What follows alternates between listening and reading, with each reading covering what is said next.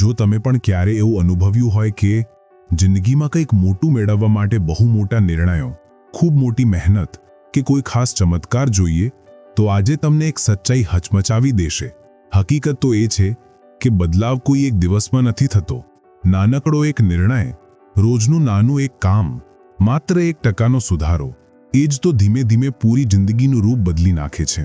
આજે આપણે વાત કરીશું એવી પુસ્તકની જેને હજારો નહીં, લાખો લોકોની જિંદગીમાં શાંતિથી, ધીમે ધીમે પણ ખાતરીપૂર્વક ફેરફાર કર્યો છે. હા, એ જ પુસ્તક એટોમિક હેબિટ્સ. અને જો તમે આજે અંત સુધી મારી સાથે રહેશો તો મારો વિશ્વાસ રાખો, આ વિડિયો પૂરો થાય તેના પહેલા જ તમારી અંદર એ 1%નો નાનો પણ શક્તિશાળી બદલાવ શરૂ થઈ જશે. એવો બદલાવ જે ધીમે ધીમે તમારી પૂરી જિંદગીની દિશા બદલાવી શકે છે. એટોમિક હેબિટ્સ, જેમ્સ ક્લિયરની આ પુસ્તક આપણે આદતો અને પર્સનલ ગ્રોથ વિશે જે રીતે વિચારીએ છીએ એને સંપૂર્ણ રીતે બદલી નાખ્યું છે. એટોમિક હેબિટ્સમાં જેમ્સ ક્લિયર બતાવે છે કે સારી આદતો કેવી રીતે ઊભી કરવી, ખરાબ આદતોને ધીમે ધીમે કેવી રીતે છોડવી અને રોજના નાનકડા વર્તનને કેવી રીતે આટલું મજબૂત બનાવવું કે તે મોટા અદ્ભુત પરિણામો આપી શકે.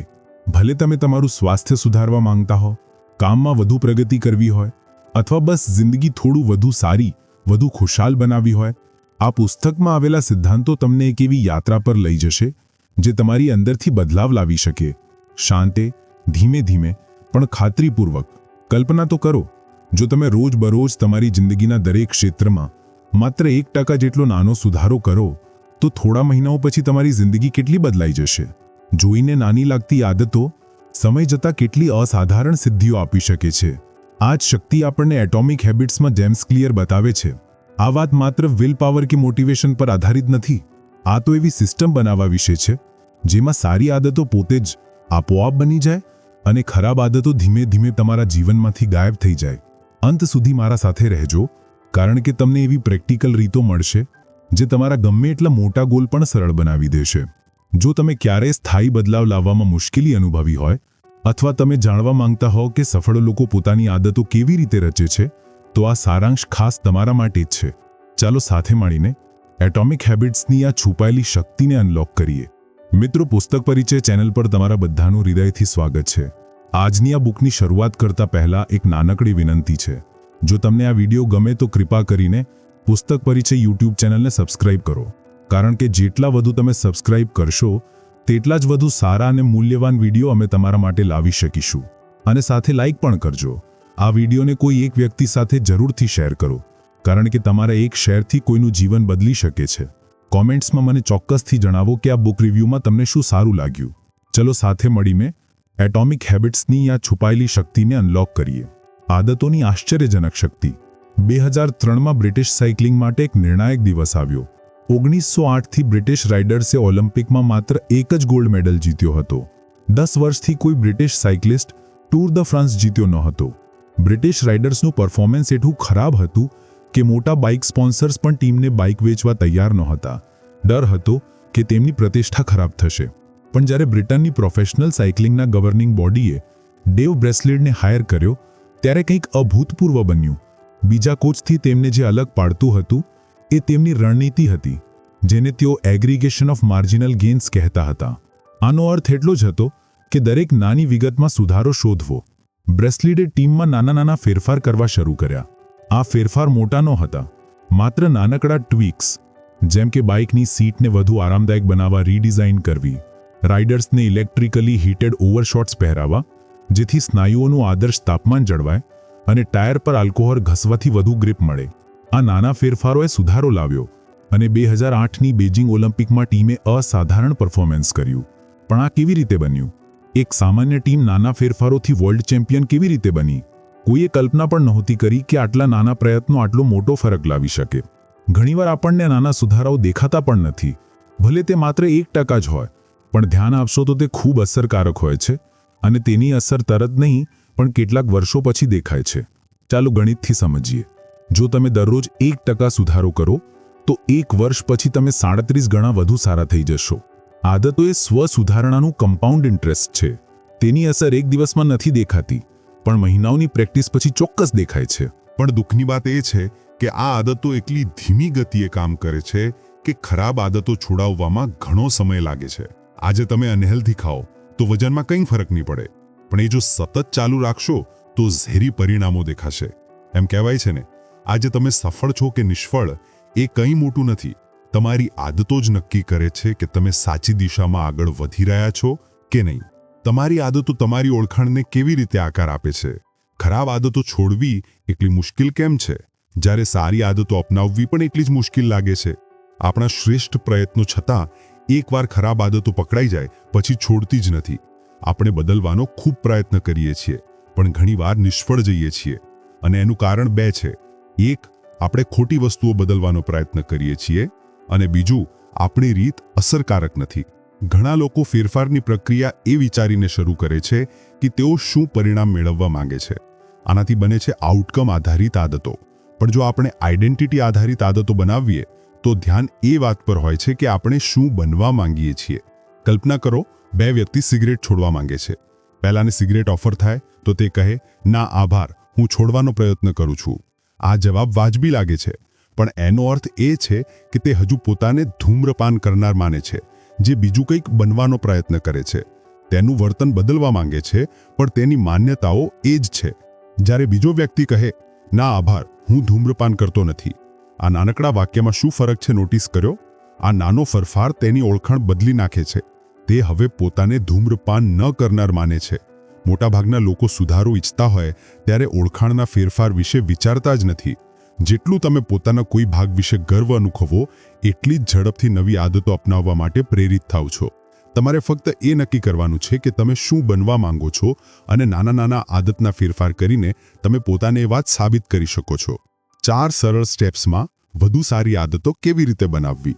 1898માં એડવર્ડ થોર્નડાઇક નામના મનોવૈજ્ઞાનિકે એક પ્રયોગ કર્યો, જેણે બતાવ્યું કે આદતો અને નિયમો આપણા વર્તનને કેવી રીતે આકાર આપે છે. થોર્નડાઇકને પ્રાણીઓના વર્તનના અભ્યાસનો ઊંડો રસ હતો, એટલે તેઓએ બિલાડીઓથી શરૂઆત કરી. તેમણે દરેક બિલાડીને પઝલ બોક્સમાં મૂકી, જેનો દરવાજો લીવર દબાવી કે દોરી ખેંચીને સરળતાથી ખોલી શકાય. મોટાભાગની બિલાડીઓ બોક્સમાં મૂકતાની સાથે જ ખૂણા સૂંઘવા લાગી, દિવાલો પર પંજા મારવા લાગી, અંતે લીવર શોધીને દબાવી અને બહાર નીકળી. 20 થી 30 વખતના પ્રયોગ પછી સ્પષ્ટ થઈ ગયું કે બિલાડીઓએ આદત વિકસાવી લીધી. બોક્સમાં પ્રવેશતાની સાથે જ લીવર દબાવવા લાગી. વારંવાર પ્રેક્ટિસથી બિલાડીઓએ ઓછી ભૂલો કરી અને સીધા સોલ્યુશન પર ધ્યાન કેન્દ્રિત કર્યું. થોર્નડાઇકે શીખવાની પ્રક્રિયા આ રીતે વર્ણવી કે જે વર્તન સંતોષ આપે છે એનું પુનરાવર્તન થવાની શક્યતા વધુ છે, અને જે વર્તન અસંતોષ આપે છે એનું પુનરાવર્તન ઓછું થાય છે. આદત બનાવવાની પ્રક્રિયાને 4 સરળ સ્ટેપ્સમાં વહેંચી શકાય. ક્યુ, ક્રેવિંગ, રિસ્પોન્સ અને રિવોર્ડ. 1. ક્યુ. ક્યુ એ આપણા મગજને વર્તન શરૂ કરવાનો સંકેત આપે છે. એ રૂટીન શરૂ કરવાનો સિગ્નલ છે. એ કંઈ પણ હોઈ શકે જે પોટેન્શિયલ રિવોર્ડનો સંકેત આપે. એટલે જ ક્યુની પહેલી નિશાની ઘણીવાર ક્રેવિંગ પેદા કરે છે. 2. ક્રેવિંગ. દરેક આદત પાછળનું પ્રેરક બળ ક્રેવિંગ છે. ક્રેવિંગ વગર આપણે કાર્ય કરવાનું કોઈ કારણ જ હોતું નથી. ઉદાહરણ તરીકે, તમે સિગરેટ નથી ઈચ્છતા, તમે એનાથી મળતી રાહત ઈચ્છો છો. ક્રેવિંગ એકલા માટે કાર્ય કરાવે છે કારણ કે તે કોઈ ચોક્કસ પરિણામની ઈચ્છા સાથે જોડાયેલી હોય છે. 3. રિસ્પોન્સ. રિસ્પોન્સ એ ખરેખર તમે જે આદત કરો છો એ વિચાર કે ક્રિયા છે. રિસ્પોન્સ થાય કે ન થાય એ તમારી પ્રેરણા અને જરૂરી પ્રયત્ન પર આધાર રાખે છે. જો કોઈ ક્રિયામાં ખૂબ પ્રયત્ન જોઈએ તો એ આદત નહીં બને. 4. રિવોર્ડ. દરેક આદતનો અંતિમ ધ્યેય રિવોર્ડ છે. એ તમારી ક્રેવિંગને સંતોષ આપે છે અને શીખવે છે કે ભવિષ્યમાં તે ક્રિયાઓ યાદ રાખવી જોઈએ. ક્યુ રિવોર્ડ નોટિસ કરે, ક્રેવિંગ રિવોર્ડ માંગે અને રિસ્પોન્સ રિવોર્ડ મેળવે. જો આ 4માંથી કોઈ એક સ્ટેપ નબળું પડે તો વર્તન આદત નહીં બને. આ લૂપને સમજવાથી વધુ સારી આદતો બનાવવી અને ખરાબ આદતો તોડવી સરળ બને છે. એકવાર મેં એક સ્ત્રીની વાત સાંભળી જે ઘણા વર્ષોથી પેરામેડિક તરીકે નર્સિંગમાં કામ કરતી હતી. એક ફેમિલી ગેધરિંગમાં તેણે પોતાના સસરાને જોઈને ખૂબ ચિંતા થઈ. તેણે કહ્યું કે એમની હાલત કંઈ બરાબર નથી લાગતી અને તરત હોસ્પિટલ જવાનો આગ્રહ કર્યો. થોડીક જ કલાકોમાં હોસ્પિટલમાં સર્જરી થઈ, જેમાં ખબર પડી કે મુખ્ય ધમની બ્લોક હતી, જેનાથી કોઈ પણ ક્ષણે હાર્ટ એટેક આવી શકતો હતો. એ સ્ત્રીની સતર્કતાથી વૃદ્ધનો જીવ બચી ગયો. માનવ મગજ એક પ્રિડિક્શન મશીનની જેમ કામ કરે છે. દરેક નાની વિગત જુએ છે અને આસપાસ શું ચાલે છે એના પર સતત નજર રાખે છે. ઉદાહરણ તરીકે, એક ડોક્ટર ફક્ત ચહેરો જોઈને હાર્ટ એટેકના દર્દીને ઓળખી શકે છે, કારણ કે તેનું મગજ એક ક્યુ નોટિસ કરવા શીખી ગયું છે, જે કોઈ પરિણામની આગાહી કરે છે. એ જ રીતે તમારું મગજ પણ તમારા માટે મહત્વના ક્યુ નોટિસ કરવા લાગે છે. જ્યારે તમે પ્રેક્ટિસ કરો અને ધ્યાન આપો આ ક્યુ આપણી આદતોમાં એટલા સામાન્ય બની જાય છે કે આપણને ખબર જ નથી પડતી પણ નવી આદતો બનાવતા પહેલા તમારી હાલની આદતો પર ધ્યાન આપવું જરૂરી છે આ મુશ્કેલ છે કારણ કે આપણી આદતો વર્ષોથી આપોઆપ થતી રહી છે સૌથી મોટો પડકાર એ છે કે આપણે ખરેખર શું કરીએ છીએ એની જાગૃતિ આવે એ કરવા માટે તમારી દરરોજની આદતોની યાદી બનાવો પૂરી યાદી બની જાય પછી દરેક વર્તનને સ્કેન કરીને પૂછો આ સારી છે ખરાબ છે કે તટસ્થ છે શરૂઆતમાં ફક્ત સ્કોર કરો કંઈ બદલવાનો પ્રયત્ન ન કરો તમારે ફક્ત એ સ્વીકારવાનું છે કે તમે શું કરો છો પોતાની ભૂલો માટે દોષ ન આપો કે સફળતાઓ માટે વખાણ ન કરો વર્તન બદલવાની પ્રક્રિયા હંમેશા જાગૃતિથી જ શરૂ થાય છે હવે જાણીએ નવી આદત શરૂ કરવાની શ્રેષ્ઠ રીત 2001માં બ્રિટનમાં સંશોધકોએ 248 લોકો પર 2 અઠવાડિયાનો અભ્યાસ કર્યો જેથી વધુ સારી એક્સરસાઇઝ આદતો બને પહેલું ગ્રુપ કંટ્રોલ ગ્રુપ હતું જેમને ફક્ત એક્સરસાઇઝ કરવાનું ટ્રેક કરવાનું કહેવાયું બીજા ગ્રુપને મોટિવેશન ગ્રુપ કહ્યું તેમને એક્સરસાઇઝ ટ્રેક કરવા ઉપરાંત એક્સરસાઇઝના લાભ વિશેના પુસ્તકો વાંચવા કહ્યા અને કહ્યું કે એક્સરસાઇઝથી કોરોનરી હાર્ટ ડિસીઝનું જોખમ ઘટે છે અને હૃદયનું સ્વાસ્થ્ય સુધરે છે ત્રીજા ગ્રુપને બીજા ગ્રુપ જેવી જ માહિતી અને મોટિવેશન મળ્યું પણ એક વધારાનું કામ આપવામાં આવ્યું તેમણે ચોક્કસ પ્લાન બનાવો કે ક્યાંને અને ક્યાં એક્સરસાઇઝ કરશે વધુ ચોક્કસ બનાવવા દરેક સભ્યએ લખ્યું આવતા અઠવાડિયામાં હું આ દિવસે આ સમયે આ જગ્યાએ ઓછામાં ઓછી 20 મિનિટ જોરદાર એક્સરસાઇઝ કરીશ પહેલા અને બીજા ગ્રુપમાં માત્ર 35 થી 38% લોકોએ અઠવાડિયામાં ઓછામાં ઓછી એકવાર એક્સરસાઇઝ કરી મોટિવેશનલ પ્રેઝન્ટેશનની ખાસ અસર નહોતી પડી પણ ત્રીજા ગ્રુપમાં 91% લોકોએ અઠવાડિયામાં ઓછામાં ઓછી એકવાર એક્સરસાઇઝ કરી જે વાક્ય તેમણે લખ્યું એને સંશોધકો ઇમ્પ્લિમેન્ટેશન ઇન્ટેન્શન્સ કહે છે એટલે કે ક્યારે અને ક્યાં કરવું એનો અગાઉથી બનાવેલો પ્લાન અનેક અભ્યાસોએ બતાવ્યું છે કે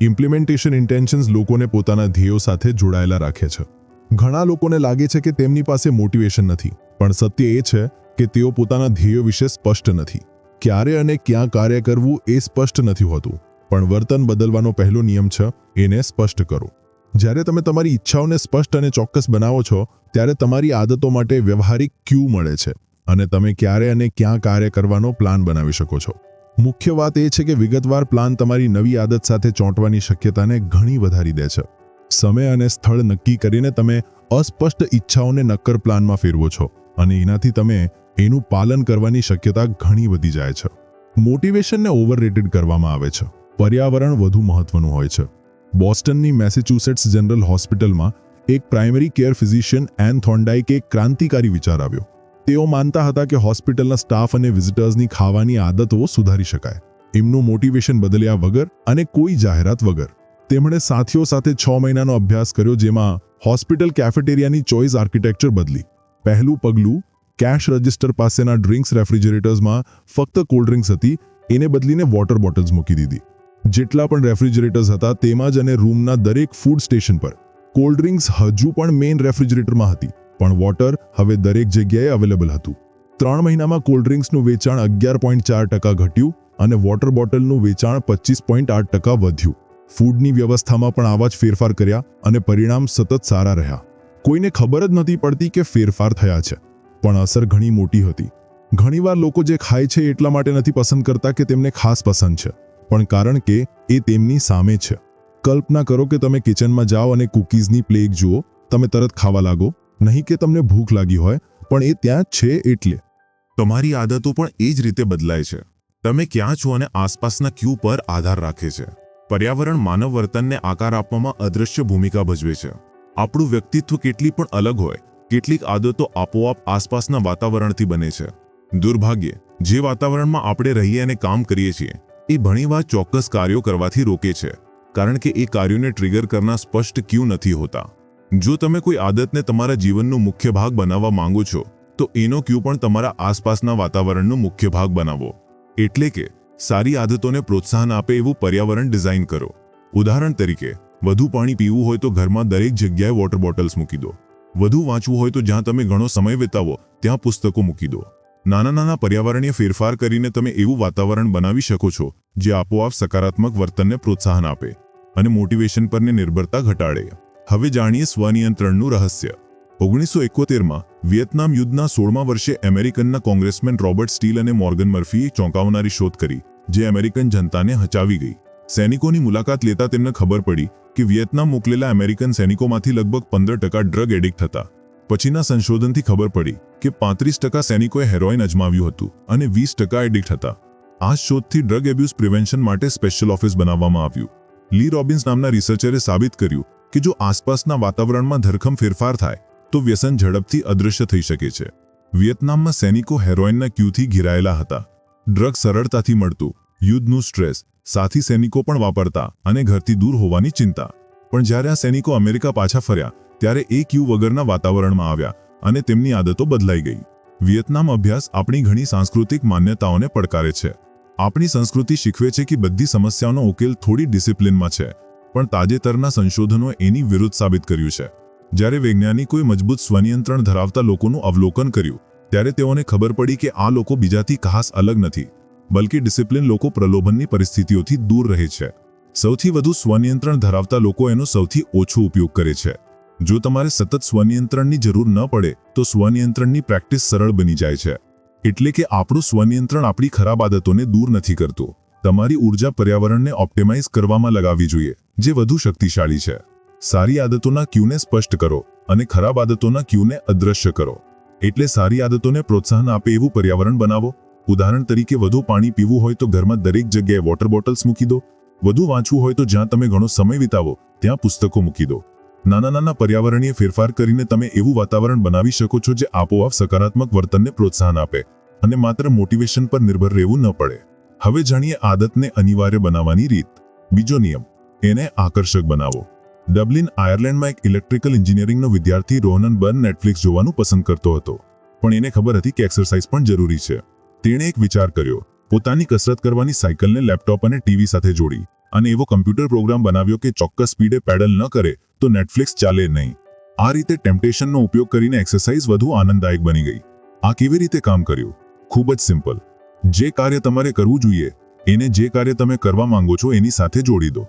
આ પદ્ધતિને ટેમ્પટેશન બંડલિંગ કહેવાય અને પ્રેમેક્સ પ્રિન્સિપલ નામના મનોવૈજ્ઞાનિક સિદ્ધાંત પર આધારિત છે.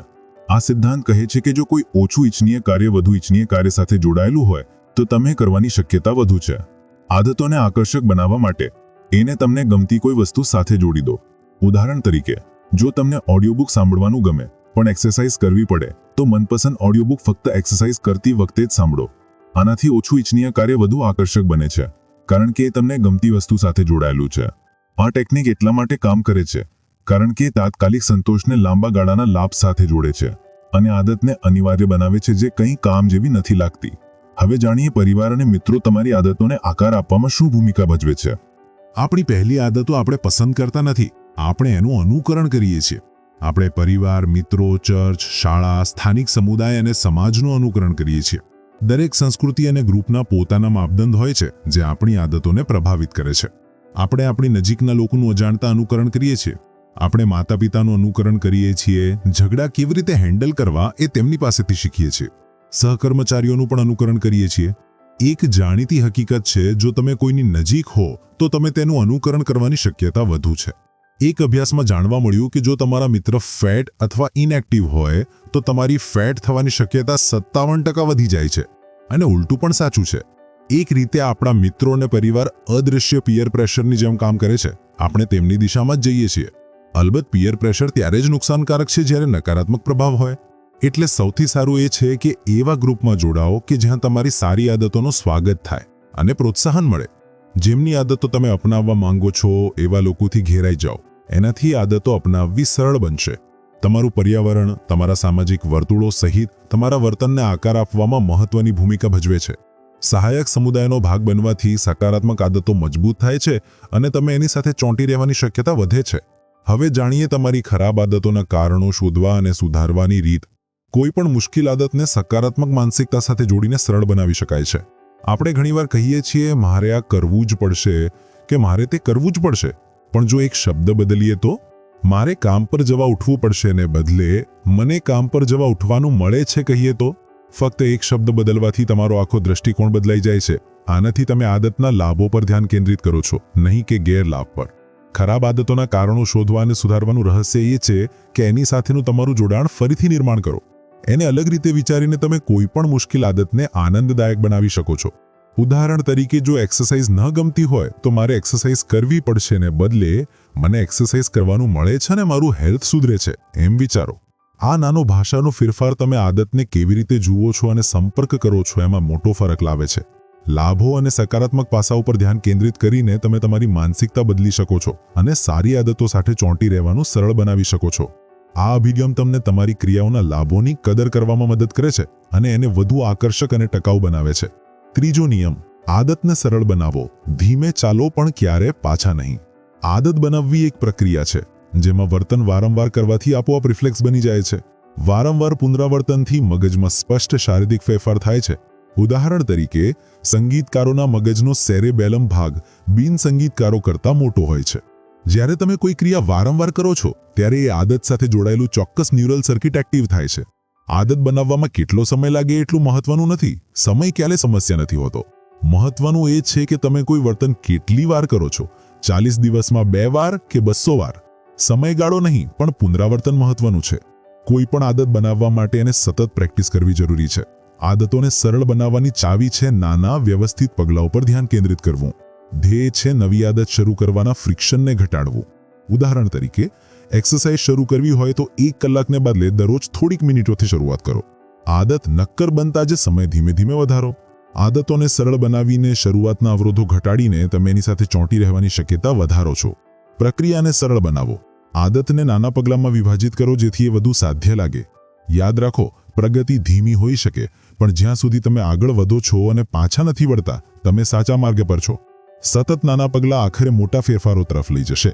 પ્રયત્નનો નિયમ. ઊર્જા મૂલ્યવાન છે અને મગજ એને બચાવવા ડિઝાઇન કરેલું છે. જ્યારે પણ શક્ય હોય મગજ ઊર્જા બચાવે છે. માનવ સ્વભાવ છે લો ઓફ લીસ્ટ એફર્ટનું પાલન કરવું. એટલે કે જ્યારે 2 સમાન વિકલ્પો હોય ત્યારે આપોઆપ એ પસંદ કરીએ જેમાં ઓછો પ્રયત્ન લાગે. દરેક ક્રિયાને ચોક્કસ ઊર્જા જોઈએ અને જેટલી વધુ ઊર્જા જોઈએ એટલી ઓછી શક્યતા હોય કે આપણે એ કરીએ. એક રીતે દરેક આદત એ તમારી અને તમારા ઈચ્છિત પરિણામ વચ્ચેનો અવરોધ છે.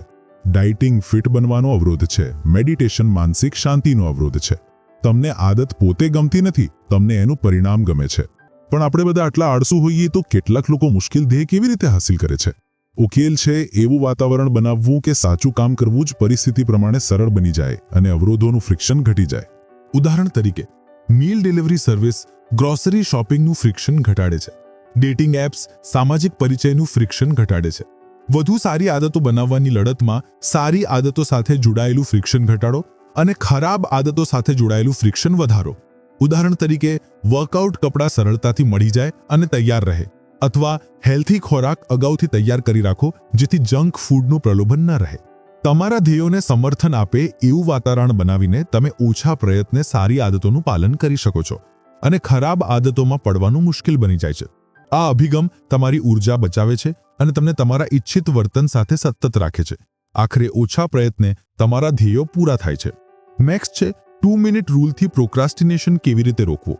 જો તમે કંઈક મોટું શરૂ કરવા માંગો છો, ભલે તે સરળ લાગતું હોય, તો પણ બેબી સ્ટેપ્સથી શરૂઆત કરો.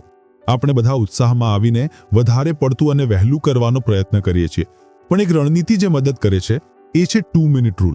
નવી આદત શરૂ કરતી વખતે એને 2 મિનિટથી ઓછો સમય લે એવી બનાવો.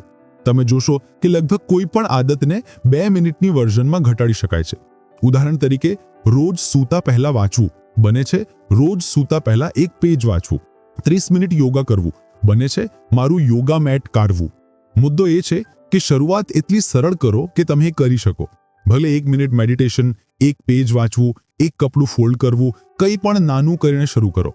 આ એક શક્તિશાળી રણનીતિ છે. લોકોને લાગે છે કે રોજ 1 પેજ વાંચવું એ તો કંઈ જ નથી, પણ મુદ્દો એ નથી કે તમે કેટલું વાંચ્યું, મુદ્દો એ છે કે તમે એ કર્યું જ છે. એકવાર પહેલી 2 મિનિટ શરૂ થાય પછી એ મોટા રૂટીનમાં ફેરવાઈ જાય છે. આ કોઈ પણ મુશ્કેલ સ્કિલમાં નિપુણતા મેળવવાની આદર્શ રીત છે. એકવાર આદત સ્થાપિત થઈ જાય પછી એક સમય આવે છે જ્યારે તમે એ કાર્ય આપોઆપ અને પરફેક્ટ કરો છો. 2 મિનિટ રૂલને હેબિટ શેપિંગ ટેકનિક સાથે મિક્સ કરીને તમે ખાતરી કરી શકો કે તમારી આદત તમારા અંતિમ ધ્યેયને પૂરી કરે છે. આદત સ્થાપિત થયા પછી એને મધ્યમ સ્તરે લઈ જાઓ અને પ્રક્રિયા પુનરાવર્તિત કરો જ્યાં સુધી તમે નિષ્ણાંત ન બનો. ત્યાર પછી જ આગલા સ્તરે જાઓ. આખરે તમને ખબર પડશે કે જે આદત તમે બનાવવા માંગતા હતા એ તમારી વ્યક્તિત્વનો ભાગ બની ગઈ છે. નેક્સ્ટ છે સારી આદતોને અનિવાર્ય અને ખરાબ આદતોને અશક્ય કેવી રીતે બનાવવી. 1830માં ઉનાળામાં ફ્રેન્ચ લેખક વિક્ટર હ્યુગો એક અશક્ય ડેડલાઇન સામે ઝઝૂમી રહ્યા હતા. તેમણે પબ્લિશરને 12 મહિના પહેલા નવું પુસ્તક આપવાનું વચન આપ્યું હતું, પણ કંઈ જ પ્રગતિ નહોતી કરી. એના બદલે બીજા પ્રોજેક્ટ્સમાં લાગી ગયા હતા, વચનને વિલંબિત કરતા હતા. નારાજ પબ્લિશરે સખત 6 મહિનાની ડેડલાઇન આપી. કહ્યું કે ફેબ્રુઆરી 31 સુધીમાં પુસ્તક પૂરું કરવું જ પડશે. આ પડકાર સામે હ્યુગોએ એક અસાધારણ રણનીતિ અપનાવી. પોતાના બધા કપડાં પોતાના સહાયકને આપી દીધા અને તાળું મરાવી દીધું. બહાર પહેરવા જેવું કંઈ ન રહ્યું તો ઘરમાં રહીને લખવા સિવાય કોઈ વિકલ્પ નહોતો. પાનખર અને શિયાળો બધો હ્યુગોએ લખવામાં વિતાવ્યો અને ધ હંચબેક ઓફ નોટરડેમ ડેડલાઇનથી 2 અઠવાડિયા પહેલા 14 જાન્યુઆરી 31ના રોજ પ્રકાશિત થયો. સફળતાની ચાવી માત્ર સારી આદતોને સરળ બનાવવાની જ નથી, પણ ખરાબ આદતોને મુશ્કેલ બનાવવાની પણ છે. સારી આદતોને અનિવાર્ય અને ખરાબ આદતોને અશક્ય બનાવવા તમારે તમારા ધ્યેયોને સમર્થન આપે એવું વાતાવરણ બનાવવું પડે. 1. પ્રલોભનો દૂર કરો. જેમ હ્યુગોએ ઘરની બહાર જવા કપડાં દૂર કર્યા, તમે પણ ખરાબ આદતો તરફ લઈ જતી વસ્તુઓ ઘરમાંથી કાઢી નાખો. જેમ કે હેલ્ધી ખાવું હોય તો જંક ફૂડ ઘરમાંથી દૂર કરો. 2. ખરાબ આદતો માટે ફ્રિક્શન વધારો. એને કરવું મુશ્કેલ બનાવો. જેમ કે સોશિયલ મીડિયા પર સમય વેડફવો બંધ કરવો હોય તો અકાઉન્ટમાંથી લોગ આઉટ કરો કે એપ્સ ડિલીટ કરી દો. 3. સારી આદતો માટે ફ્રિક્શન ઘટાડો. એને શક્ય તેટલું સરળ બનાવો. જેમ કે સવારે એક્સરસાઇઝ કરવી હોય તો રાત્રે વર્કઆઉટ કપડાં તૈયાર રાખો. 4. સકારાત્મક વાતાવરણ બનાવો. સારી આદતોને સમર્થન આપતા ક્યુથી ઘેરાવો. વધુ વાંચવું હોય તો પુસ્તકો ઘરમાં સરળતાથી મળે એવી જગ્યાએ મૂકો. 5. જાહેર વચન આપો. તમારા ધ્યેયો જાહેર કરો જેથી પાછું ફરવું મુશ્કેલ બની જાય. આ જવાબદારીનું સ્તર વધારે છે. આ રીતે વાતાવરણને વ્યૂહાત્મક રીતે ડિઝાઇન કરીને અને અવરોધો દૂર કરીને તમે સારી આદતોને સરળ અને ખરાબ આદતોને મુશ્કેલ બનાવી શકો છો. આ અભિગમ તમને તમારા ધ્યેયો સાથે સુસંગત વર્તન તરફ આપોઆપ દોરી જાય છે. ચોથો નિયમ, આદતોને સંતોષજનક બનાવો. વર્તન બદલવાનો મુખ્ય નિયમ. જ્યારે કોઈ અનુભવ સંતોષ આપે છે ત્યારે આપણે એનું પુનરાવર્તન કરીએ છીએ. એ તો સ્વાભાવિક છે. નાના આનંદ પણ મગજને સિગ્નલ મોકલે છે, આ સારું છે, ફરી કરો. ઉદાહરણ તરીકે સૌથી પહેલાની ચ્યુઇંગ ગમમાં સ્વાદ જ નહોતો, ફક્ત સાદા રેઝિન. સ્વાદિષ્ટ નહોતા, પણ 1891માં સ્વાદ ઉમેરાયા, અનુભવ આનંદદાયક બન્યો. સ્વાભાવિક છે કે જો અનુભવ આનંદદાયક ન હોય તો એનું પુનરાવર્તન કરવાનું કોઈ કારણ નથી. વર્તન બદલવાનો મુખ્ય નિયમ છે જે વર્તનને ઇનામ મળે છે એનું પુનરાવર્તન થાય છે, અને જેને સજા મળે છે એ ટાળવામાં આવે છે. પણ આ નિયમ થોડો જટિલ છે. આપણે માત્ર સંતોષ જ નથી શોધતા, આપણે તાત્કાલિક સંતોષ શોધીએ છીએ. બધી આદતોના પરિણામો સમય જતાં અલગ અલગ હોય છે અને ઘણીવાર આશ્ચર્યજનક હોય છે. ઉદાહરણ તરીકે ખરાબ આદતો તાત્કાલિક આનંદ આપે છે પણ લાંબા ગાળે નુકસાન કરે છે. સારી આદતો શરૂઆતમાં મુશ્કેલ લાગે છે પણ લાંબા ગાળે લાભ આપે છે. લોકો તાત્કાલિક ઇનામને ભવિષ્યના ઇનામ કરતાં વધુ પસંદ કરે છે. મુખ્ય વાત એ છે કે વર્તનના અંતે સંતોષ હોવો જોઈએ. જો તમે ખરાબ આદત છોડવા માંગો છો તો ફેરફારને આનંદદાયક બનાવો, કારણ કે જ્યારે ફેરફાર આનંદદાયક હોય ત્યારે જ એ સરળ બને છે. સારી આદતોને સંતોષજનક બનાવવા તમે 1. પ્રોગ્રેસ ટ્રેક કરો. જર્નલ કે ચાર્ટમાં તમારી સિદ્ધિઓ નોંધો. એ તાત્કાલિક સંતોષ અને સિદ્ધિની લાગણી આપે છે. 2. પોતાને ઇનામ આપો. આદત પૂરી કર્યા પછી કંઈક નાનું ઇનામ આપો, જેમ કે વર્કઆઉટ પછી કે ટાસ્ક પૂરું કર્યા પછી કંઈક ખાસ. 3. વિઝ્યુઅલ ક્યુ વાપરો. Progress picture reminder. જેમ કે જારમાં દર વખતે આદત પૂરી કરી તો સિક્કો નાખો. જાર ભરાતો જોવો સંતોષ આપે છે. 4. એને મજેદાર બનાવો. આદતને જ આનંદદાયક બનાવવાની રીતો શોધો, જેમ કે એક્સરસાઇઝ માટે ડાન્સ કે રમત પસંદ કરો. સારી આદતોને સંતોષજનક અને આનંદદાયક બનાવીને તમે એની સાથે ચોંટી રહેવાની શક્યતા વધારો છો. યાદ રાખો, ધ્યેય એ છે કે પ્રોસેસ જ આનંદદાયક બને, જેથી તમે આપોઆપ એનું પુનરાવર્તન કરવા માંગો અને સકારાત્મક આદતો મજબૂત થાય, નકારાત્મક આદતો દૂર થાય. નેક્સ્ટ છે રોજ સારી આદતો સાથે કેવી રીતે ચોંટી રહેવું. જ્યારે બેન્જામિન ફ્રેન્કલિન 20 વર્ષના હતા ત્યારે તેઓ રોજ નાનું પુસ્તક સાથે રાખતા, જેમાં તેમની 13 વ્યક્તિગત સદ્ગુણોની યાદી હતી. યાદીમાં ધ્યેય જેમ કે સમય વેડફો નહીં, હંમેશા કંઈક ઉપયોગી કરો. દરરોજ સાંજે તેઓ યાદી ખોલીને પ્રગતિ નોંધતા. આ પદ્ધતિને હેબિટ ટ્રેકિંગ કહેવાય. આદતો પર નજર રાખવાની સરળ રીત. હેબિટ ટ્રેકિંગ શક્તિશાળી છે કારણ કે એ વર્તન બદલવાના અનેક નિયમોને વાપરે છે. 1. એને સ્પષ્ટ બનાવે છે.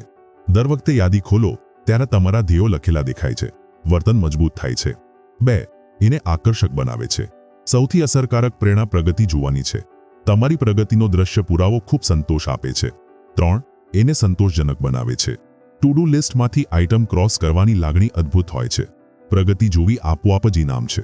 હેબિટ ટ્રેકિંગ પ્રેરણા જાળવવા માટે જરૂરી છે કારણ કે એ તમારું ધ્યાન તમારા ધ્યેયો પર રાખે છે. અસરકારક રીતે હેબિટ ટ્રેક કરવા માટેની ટિપ્સ: 1. જર્નલ કે એપ વાપરો. ખાસ જર્નલ કે હેબિટ ટ્રેકિંગ એપમાં રોજની આદતો નોંધો. એ પ્રગતિનું દ્રશ્ય રજૂઆત આપે છે. 2. સ્પષ્ટ ધ્યેયો નક્કી કરો. દરેક આદત માટે સફળતા કેવી દેખાય એ નક્કી કરો. સ્પષ્ટ, માપી શકાય એવા ધ્યેયો તમને રોજ શું કરવું એ સમજાય છે. 3. સતત ટ્રેક કરો. દરરોજ હેબિટ ટ્રેકર ચકાસવું અને અપડેટ કરવું રૂટીન બનાવો. સતતતા આદતો બનાવવા અને જાળવવા માટે જરૂરી છે. 4. નાની જીતની ઉજવણી કરો. ગમે તેટલી નાની સિદ્ધિ હોય એની કદર કરો. પ્રગતિની ઉજવણી તમને પ્રેરિત રાખે છે. 5. નિયમિત રિવ્યૂ કરો. સમયાંતરે હેબિટ ટ્રેકર ચકાસીને પ્રગતિનું મૂલ્યાંકન કરો અને જરૂરી ફેરફાર કરો. તમારી યાત્રા પર વિચાર કરવાથી તમે તમારા ધ્યેયો સાથે જોડાયેલા રહો છો. હેબિટ ટ્રેકિંગને તમારી રૂટીનમાં સામેલ કરીને તમે એવી સિસ્ટમ બનાવો છો જે સારી આદતોને ચોંટી રહેવા મદદ કરે છે. એ જવાબદારી, પ્રેરણા અને સંતોષ આપે છે, જેથી તમે તમારા વ્યક્તિગત વિકાસ અને ધ્યેયો પ્રત્યે પ્રતિબદ્ધ રહો. નેક્સ્ટ છે અકાઉન્ટેબિલિટી પાર્ટનર બધું બદલી શકે. જેમ આપણે આનંદદાયક અનુભવોનું પુનરાવર્તન કરીએ છીએ, એમ દુઃખદ અનુભવો ટાળીએ છીએ. દુઃખ એક અસરકારક શિક્ષક છે. જો નિષ્ફળતા દુઃખ આપે તો આપણે એને સુધારવા પ્રેરિત થઈએ છીએ, પણ જો નિષ્ફળતાની તાત્કાલિક અસર ન હોય તો આપણે એને અવગણીએ છીએ. જેટલી વહેલી અને મોંઘી ભૂલ એટલું ઝડપથી શીખીએ છીએ. ઉદાહરણ તરીકે, ખરાબ રિવ્યૂનો ડર કર્મચારીને વધુ સારું કામ કરવા મજબૂર કરે છે. આ જ કારણે અકાઉન્ટેબિલિટી પાર્ટનર ખૂબ મદદરૂપ બની શકે છે. કોઈ તમને જોઈ રહ્યું છે એ જાણવું તમને પ્રેરિત રાખે છે.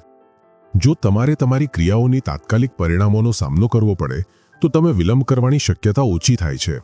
જો તમે પ્રોક્રાસ્ટિનેટ કરો તો તમારો બોસ તમને આળસુ અને અવિશ્વસનીય માને. આપણે બધા આસપાસના લોકોના અભિપ્રાયની કાળજી લઈએ છીએ, ખાસ કરીને એવા લોકોની જે આપણને ટોચ સુધી પહોંચાડી શકે. અકાઉન્ટેબિલિટી પાર્ટનર ખાતરી કરે છે કે હંમેશા કોઈ તમારી પ્રગતિ પર નજર રાખે છે. અકાઉન્ટેબિલિટી પાર્ટનર કેવી રીતે ફરક લાવે છે? 1. તાત્કાલિક ફીડબેક. તમારી ક્રિયાઓ પર તાત્કાલિક પ્રતિક્રિયા આપે છે, જેથી તમે ભૂલો ઝડપથી ઓળખી અને સુધારી શકો. 2. પ્રેરણા. કોઈ તમને જવાબદાર ગણે છે એ જાણવું તમને ધ્યેયો સાથે ચોંટી રહેવા પ્રેરે છે. પાર્ટનરને નિરાશ ન કરવાની ઈચ્છા શક્તિશાળી પ્રેરક બળ છે. 3. સતતતા.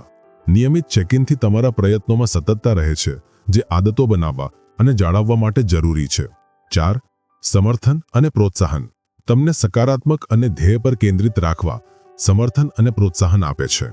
5. પ્રામાણિક મૂલ્યાંકન. તમારી પ્રગતિનું પ્રામાણિક મૂલ્યાંકન કરે છે, જેથી તમે સુધારાની જગ્યાઓ જોઈ શકો અને તમારી સફળતાઓની ઉજવણી કરી શકો. અકાઉન્ટેબિલિટી પાર્ટનરશિપનો મહત્તમ લાભ લેવા: 1. સમજીને પસંદ કરો. એવી વ્યક્તિ પસંદ કરો જેના પર તમે વિશ્વાસ કરો અને જેનું તમે સન્માન કરો, અને જે તમારા ધ્યેયો પૂરા કરવામાં મદદ કરવા પ્રતિબદ્ધ હોય. 2. સ્પષ્ટ અપેક્ષાઓ નક્કી કરો. તમે શું હાંસલ કરવા માંગો છો અને પાર્ટનર તમને કેવી રીતે જવાબદાર રાખી શકે એ નક્કી કરો. 3. નિયમિત ચેક-ઇન. પ્રગતિ અને પડકારોની ચર્ચા કરવા નિયમિત ચેક-ઇન નક્કી કરો. 4. પ્રામાણિક રહો. તમારી પ્રગતિ અને મુશ્કેલીઓ વિશે ખુલ્લા અને પ્રામાણિક રહો. પાર્ટનરશિપ અસરકારક બનાવવા પારદર્શિતા જરૂરી છે. અકાઉન્ટેબિલિટી પાર્ટનર હોવાથી તમે બાહ્ય ચેક અને સમર્થનની સિસ્ટમ બનાવો છો, જે તમને માર્ગ પર રાખે છે અને તમારા ધ્યેયો વધુ અસરકારક રીતે પૂરા કરવામાં મદદ કરે છે. હવે જાણીએ એડવાન્સ ટેકનિક્સ. સારા થવાથી મહાન બનવા સુધી કેવી રીતે પહોંચવું. જ્યારે તમે કોઈ આદત લાંબા સમયથી પ્રેક્ટિસ કરો છો ત્યારે એ રૂટીન અને કંટાળાજનક લાગવા લાગે છે. જે કંઈક ઉત્સાહ આપતું હતું હવે ફક્ત દિવસનો એક ભાગ લાગે છે. આ કંટાળો તમે સામનો કરશો એ સૌથી મોટો પડકાર છે. આપણે આદતોથી કંટાળીએ જઈએ છીએ કારણ કે એ હવે એટલો સંતોષ આપતો નથી અને આપણે હંમેશા કોઈ પરિણામની અપેક્ષા રાખીએ છીએ. સત્ય એ છે કે તમે જેમાં સારા બનવા માંગો છો, જો ફક્ત ઉત્સાહ આવે ત્યારે જ કરશો તો તમે મહાન પરિણામો માટે પૂરતા સતત નહીં રહો. હા, એવા દિવસો આવશે જ્યારે તમે છોડી દેવા માંગશો, પણ ચાવી એ છે કે દુઃખદાયી, કંટાળાજનક કે થાક આવે તોય ચાલુ રાખો. આ જ તફાવત છે એમેચ્યોર અને પ્રોફેશનલ વચ્ચે. મહાન બનવાનો એક જ રસ્તો છે: તમે જે કરો છો એને પૂરા દિલથી કરો અને એનો આનંદ માણો. આદતોની ખરાબ બાજુ એ છે કે વારંવાર કરવાથી આપણે નાની ભૂલો પણ નોટિસ નથી કરતા. તમે આદતથી કંઈક કરો છો તો એમાં સુધારો નથી થતો, પણ એની ચિંતા ન કરો. કેટલીક આદતોને સતત સુધારવાની જરૂર નથી. જેમ કે શૂઝ કેવી રીતે બાંધવું, એમાં વારંવાર અપગ્રેડની જરૂર નથી. પણ જો તમે કોઈ સ્કિલમાં માસ્ટર બનવા માંગતા હોય તો ફક્ત આદત પૂરતી નથી, તમારે હાર્ડ પ્રેક્ટિસ કરવી પડશે. સારાથી મહાન બનવા માટે આ કરવું પડશે: 1. કંટાળાને સ્વીકારો. સમજો કે દરેક ક્ષણ ઉત્સાહજનક નહીં હોય. એક સરખાપણું સ્વીકારો અને આગળ ધકેલતા રહો. અહીં જ સાચી વૃદ્ધિ થાય છે. 2. સતત સુધારો. તમારા પરફોર્મન્સમાં નાની રીતો શોધતા રહો. જૂની વિચારસરણી અને ક્રિયાઓમાં બંધાઈને ન રહો. જીવન સતત બદલાય છે. તમારી આદતો અને માન્યતાઓ પણ બદલાવી જોઈએ. 3. સ્વજાગૃતતા માજી રહો. પોતાના પરફોર્મન્સનું ઉચ્ચ સ્તરે મૂલ્યાંકન કરતા રહો. સુધારાની જગ્યાઓ શોધો. આળસમાં ન પડો. 4. ડેલિબ્રેટ પ્રેક્ટિસ કરો. એટલે કે સુધારાના ઇરાદાથી પ્રેક્ટિસ કરો અને એ ભાગો પર ધ્યાન કેન્દ્રિત કરો જે તમને સૌથી વધુ પડકારે છે. આ જ રીતે સમય જતાં માસ્તરી મળે છે. 5. ફીડબેક અને રિફ્લેક્શન. ફીડબેક મેળવો અને એના પર વિચાર કરો. શું કામ કરે છે અને શું નથી કરતું એ સમજો અને તમારી રીતમાં ફેરફાર કરો. આ એડવાન્સ ટેકનિક્સને અપનાવીને તમે શરૂઆતનો ઉત્સાહ અને રૂટીનની બહાર નીકળીને સતત સુધારો કરી શકો છો. આ અભિગમ તમને માત્ર સારા જ નહીં, સાચે જ મહાન પરિણામો આપશે. જેમ્સ ક્લિયરની એટોમિક હેબિટ્સ આપણી આદતોને સમજવાની અને બદલવાની એક વ્યાપક માર્ગદર્શિકા આપે છે. પુસ્તકમાં રજૂ કરાયેલા સિદ્ધાંતો માત્ર સૈદ્ધાંતિક નથી, પણ રોજબરોજના જીવનમાં લાગુ કરી શકાય એવા વ્યવહારિક પગલાં છે જે અસાધારણ પરિણામો લાવી શકે છે. વર્તન બદલવાના 4 નિયમોનું પાલન કરીને એને સ્પષ્ટ બનાવો, આકર્ષક બનાવો, સરળ બનાવો અને સંતોષજનક બનાવો. તમે સકારાત્મક આદતોને પ્રોત્સાહન આપતું વાતાવરણ બનાવી શકો છો અને નકારાત્મક આદતોને ઘટાડી શકો છો. મુખ્ય શીખમાંથી એક છે નાના, સતત સુધારાઓનું મહત્વ. આપણે ઘણીવાર સતત થતા નાના સુધારાઓની શક્તિને ઓછી આંકીએ છીએ. આ 1% સુધારાઓ જ્યારે રોજ થાય છે ત્યારે જીવનમાં મોટા પરિવર્તનો લાવે છે. પ્રક્રિયા પર ધ્યાન કેન્દ્રિત કરીને પરિણામ પર નહીં, આપણે પ્રેરિત અને પ્રતિબદ્ધ રહી શકીએ છો. પુસ્તક વાતાવરણ અને સામાજિક વર્તુળોની ભૂમિકા પર પણ ભાર મૂકે છે. સમાન વિચારસરણીવાળા સહાયક લોકોથી ઘેરાવું અને સારા વર્તનને પ્રોત્સાહન આપતી જગ્યાઓ બનાવવાથી નવી આદતો સાથે ચોંટી રહેવું ઘણું સરળ બને છે. વળી ક્લિયર સ્વજાગૃતિ અને ડેલિબ્રેટ પ્રેક્ટિસનું મહત્વ દર્શાવે છે. માસ્ટરી મેળવવા માટે ફક્ત આદત કરવી પૂરતી નથી. આપણે સતત સુધારો શોધવો જોઈએ અને નવા પડકારોને સ્વીકારવા તૈયાર રહેવું જોઈએ. આ માટે આજીવન શીખવાની અને કંટાળા અને નિષ્ફળતાઓ સામે સ્થિતિસ્થાપકતાની માનસિકતા જરૂરી છે. એટોમિક હેબિટ્સ નાની આદતોની શક્તિથી વધુ સારું જીવન બનાવવાનું બ્લુપ્રિન્ટ આપે છે. આદત બનાવવાની વિજ્ઞાનને સમજીને અને ચર્ચા કરેલી રણનીતિઓ લાગુ કરીને તમે સ્થાયી ફેરફાર કરી શકો છો અને તમારી સંપૂર્ણ ક્ષમતાને અનલોક કરી શકો છો. યાદ રાખો, સફળતા કોઈ એક મહાકાય ઘટના નથી. એ સમય જતાં લેવાયેલા નાના, સતત પગલાંનું સંચયન છે. નાનું શરૂ કરો, સતત રહો અને જુઓ કે તમારા પ્રયત્નો કેવી રીતે અસાધારણ પરિણામોમાં રૂપાંતરિત થાય છે. જેમ્સ ક્લિયરની એટોમિક હેબિટ્સના આ સારાંશને સાંભળવા બદલ આભાર. આશા છે કે આ આંતરદ્રષ્ટિ અને રણનીતિઓ તમને ઉપયોગી લાગી હશે અને તમે જીવનમાં નાના સકારાત્મક ફેરફાર કરવા પ્રેરિત થયા હશો. યાદ રાખો, નાના સતત પગલાં જ સમય જતાં અસાધારણ પરિવર્તનો લાવે છે. તમારી સારી આદતોને સ્પષ્ટ, આકર્ષક, સરળ અને સંતોષજનક બનાવીને તમે સતત સુધારો અને સફળતાને સમર્થન આપતી સિસ્ટમ બનાવી શકો છો. તો મિત્રો, હવે તમારે 3 વસ્તુઓ કરવાની છે. સૌથી પહેલા તો આ ચેનલને સબસ્ક્રાઇબ ના કરી હોય તો કરી લો, કારણ કે જેટલા વધુ તમે સબસ્ક્રાઇબ કરશો તેટલા જ વધુ સારા અને મૂલ્યવાન વિડીયો અમે તમારા માટે લાવી શકીશું. નંબર 2, કોમેન્ટ્સમાં મને જણાવો કે આ બુક રિવ્યૂમાં તમને શું સારું લાગ્યું અને શું ખરાબ લાગ્યું, જેથી અમે તે ભૂલોને પુનરાવર્તિત ન કરીએ. અને તમે બીજી કઈ બુક્સના વિડીયો જોવા માંગો છો એ જણાવો, જેથી અમે તે વિડીયો લાવીએ અને તમને વધુમાં વધુ મૂલ્ય આપી શકીએ. અને નંબર 3, આ બુક વિડીયોને કોઈ એક વ્યક્તિ સાથે જરૂરથી શેર કરો, કારણ કે તમારા એક શેરથી કોઈનું જીવન બદલી શકે છે. ટૂંક સમયમાં વધુ સારા વિડીયો સાથે પાછા આવીશું. આગલી વખતે મળીએ ત્યાં સુધી પરફેક્શન માટે નહીં, પ્રગતિ માટે પ્રયત્ન કરતા રહેજો અને જુઓ કે તમારા પ્રયત્નો કેવી રીતે અસાધારણ પરિણામોમાં રૂપાંતરિત થાય છે. આભાર.